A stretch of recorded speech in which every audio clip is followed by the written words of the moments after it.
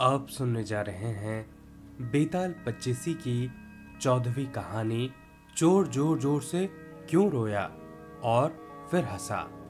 अयोध्या नगरी में वीरकेतु नाम का राजा राज करता था। उसके राज्य में रत्नदत्त नाम का एक साहूकार था, जिसकी रत्नावती नाम की एक लड़की थी और वह बहुत ही सुंदर थी। वह पुरुष के भेष में रहा करती थी और किसी से भी ब्याह नहीं करना चाहती थी। उसका पिता बड़ा दुखी था। इसी बीच नगर में खूब चोरियां होने लगी। प्रजा दुखी हो गई। कोशिश करने पर भी जब चोर पकड़ा न गया तो राजा स्वयं उसे पकड़ने के लिए चल निकला। एक दिन रात को जब राजा भेष बदलकर घूम रहा था तो उसे परकोटे के पास एक आदमी दिखाई दिया।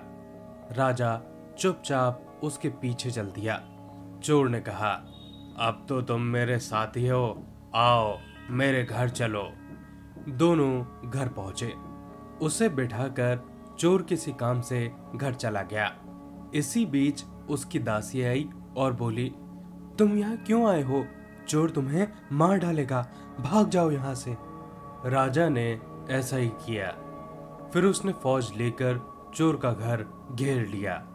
जब चोर ने यह देखा तो लड़ने के लिए तैयार हो गया। दोनों के बीच खूब लड़ाई हुई। अंत में चोर हार गया। राजा उसे पकड़कर राजधानी में लाया और उसे सूली पर लटकाने का हुक्म दे दिया। संयोग से रत्नावती ने उसे देखा तो वह उस पर मोहित हो गई और पिता से बोली, पिताजी, मैं इनके साथ ब्याह करना चाहती हूँ, नहीं तो मैं मर जाऊंगी। पर राजा ने उसकी बात न मानी और चोर को सूली पर लटका दिया। सूली पर लटकने से पहले चोर पहले तो बहुत रोया और फिर खूब हंसा।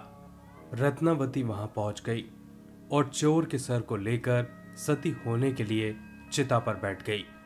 उसी समय देवी ने आकाशवाणी की, मैं तेरी पति भक्ति से प्रसन्न हूं, तो जो चाहे वह मांग ले। रत्नावती ने कहा, मेरे पिता का कोई पुत्र नहीं है, सो वर दीजिए कि उनके 100 पुत्र हों। देवी प्रकट होकर बोली, तथास्तु, और कुछ मांगो। वह बोली, मेरे पति को जीवित कर दीजिए देवी।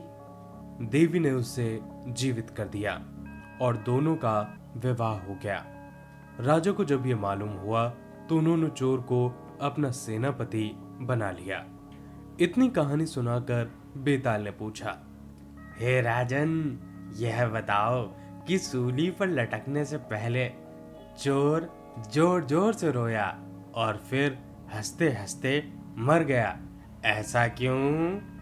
राजा ने कहा, रोया तो इसलिए होगा क्योंकि वह राजा रत्नदत्त का कुछ भी भला न कर सकेगा, और हंसा इसलिए होगा कि रत्नावती बड़े बड़े राजाओं और धनिकों को छोड़कर उस पर मुग्ध होकर मरने के लिए तैयार हो गई। स्त्री के मन की गति को कोई नहीं समझ सकता।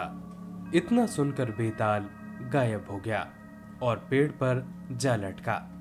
राजा फिर से वहां पर गया और उसे लेकर रास्ते में चला तो उसने अगली कथा सुनाई। दोस्तों, ये थी पूरी कहानी। अगली कहानी तक आप मेरे साथ बने रहिए।